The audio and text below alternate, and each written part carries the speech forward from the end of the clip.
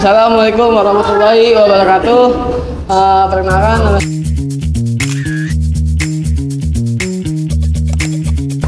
di sini saya ingin mewawancari tentang desa tersebut dari Sinar Sumber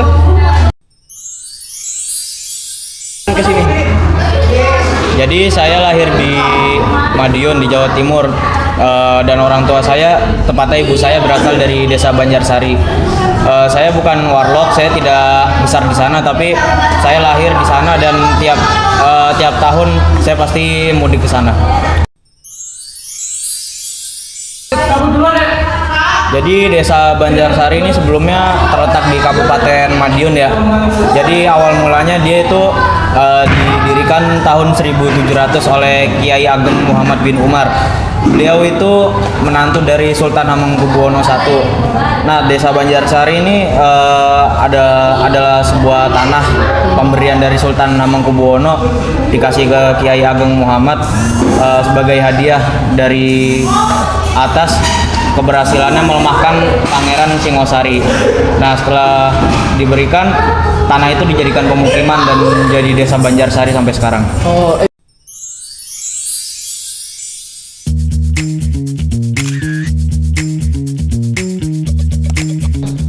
Untuk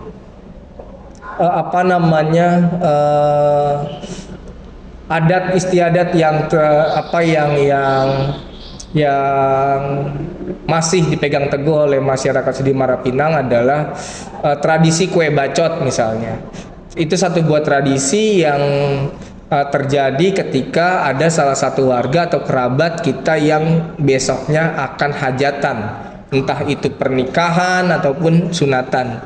Nah, kue bacot di sini secara hermeneutika sebetulnya adalah satu buah upaya penggalangan dana supaya yang hajatan lebih ringan mengeluarkan kosnya. Tetapi menurut budaya ini adalah satu hal yang memang harus dilakukan, melestarikan warisan budaya nenek moyang, sehingga kemudian ketika kue-kue itu diberikan, ada uang yang kita taruh di rantangnya atau nampannya saat kita kembalikan nampan atau rantang setelah kita pisahkan dari kue. Nah, jadi bacot karena biasanya kalau nominal yang diberikan tidak sesuai dengan biaya produksi kue, itu biasanya jadi omongan di belakang, makanya orang bilangnya kue bacot gitu.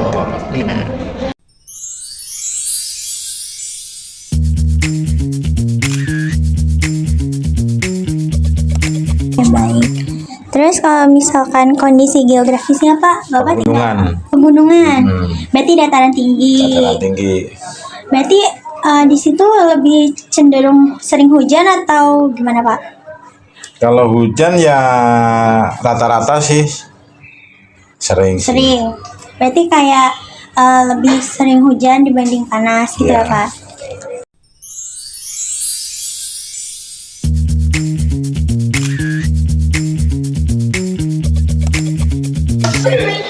Jadi yang pertanyaan yang selanjutnya, aku mau nanya, di desa kamu tuh ada kayak mitos atau cerita rakyat gitu nggak sih? Sebenarnya kalau di desa aku nggak ada ya, cuman mungkin tempat-tempat tertentu masih kayak sakral dan masih diseganin gitu untuk menjaga kesopanan, menjaga tata krama gitu. Masih ada tempat-tempat tertentu tapi ya.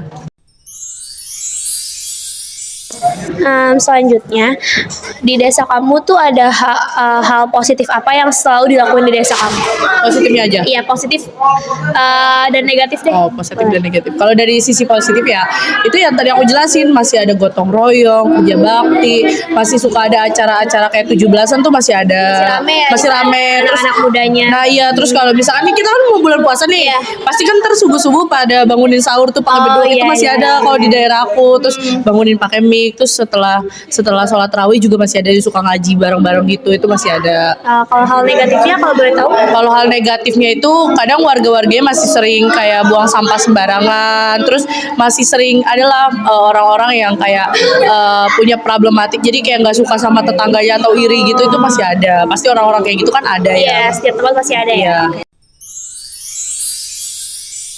Pertanyaan terakhir nih dari aku nih, menurut kamu Gen Z itu cocok nggak sih tinggal di wilayah kamu? Kalau di wilayah aku Iya. cocok karena di wilayah aku sendiri itu dekat di mana-mana. Kan Gen Z ini sukanya kayak nge-mall, yang tempatnya kafe. strategis Iya. ya, iya. Itu tempat aku strategis. Kalau mau ke mall deket, kalau mau kafe-kafe banyak. Bahkan depan rumah aku pun ada kafe, tempat main PS. Masih rame-rame sih. Oke. Kalau soal cocok apa enggak sih menurut saya cocok aja, soalnya bagi saya tuh nih buat generasi muda tuh nggak dipungkirikan salah satu hal paling penting buat kita itu internet kan. Nah di sana tuh sinyal masih aman banget ya. Terus buat anak muda yang masih doyan main sana sini, misalnya nongkrong sana sini itu juga masih cocok, soalnya Banjarsari itu nggak jauh dari kota Madiunnya. Bahkan di desa itu juga masih ada kok spot-spot nongkrong gitu. Oh iya. Jadi menurut saya cocok aja sih. Cocok berarti. Iya. Kalau cocok enggaknya kan tergantung pemudanya ya. Ya. Bisa menyesuaikan apa enggak gitu aja. Tapi kalau dari Bapak lebih suka tinggal di desa atau tinggal di daerah perkotaan gini? Enaknya enakan di desa sih. Di desa. Rating Pak tinggal di desa dari 1 sampai 10 berapa? 9. 9, oke. Nah, Buat Gen Z yang suka banget sama alam itu tuh cocok banget, pasti cocok banget. Tapi karena aku sendiri tuh nggak terlalu suka ya alam, jadi aku kurang suka di sana. Cuma kalau misalkan aku cerita tentang apa yang ada di sana, teman-teman aku yang suka alam tuh pasti bakal seneng banget, karena yang salah satu yang paling ikonik itu ada Pantai Pink di sana, terus ada Pulau Kelapa, ada Pulau Komodo. Jadi buat yang suka alam itu pasti cocok banget. Enggak, kenapa? anak Gen Z mah ini nggak kuat sama tekanan hidup kalau kata saya. Jadi nggak bisa sih tinggal di Nggak Jawa, bisa. tinggal di kampung tuh nggak bisa. Berarti Bu, kalau berapa rating tinggal di desa sama tinggal di kota? Rating apanya maksudnya? Rating enak atau enggaknya? Untuk yang Gen Z, anak Iya. Gen Z, berapa persennya? Iya. Berapa persentasinya? Berhasil tidaknya? Iya, 20-30% lah. 23%. Bisa sanggup mah, itu juga anak Gen Z yang berpetualang. Tapi kalau anak Gen Z yang cuma tidur, makan sama anak mami mah nggak sanggup sih. Oke. Kalau untuk sekarang cocok. Cocok. Karena sekarang udah zamannya udah beda, berkembangnya udah cepat banget. Kalau zaman dulu mungkin nggak cocok.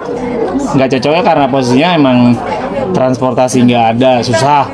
Terus lalu jalur yang kita lewati juga masih tanah dan sebagainya rusak.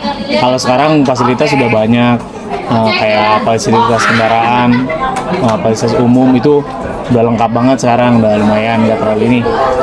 Kalau untuk sekarang mungkin Gen Z bisa hidup. Kalau di zaman dulu Gen Z ya mungkin susah.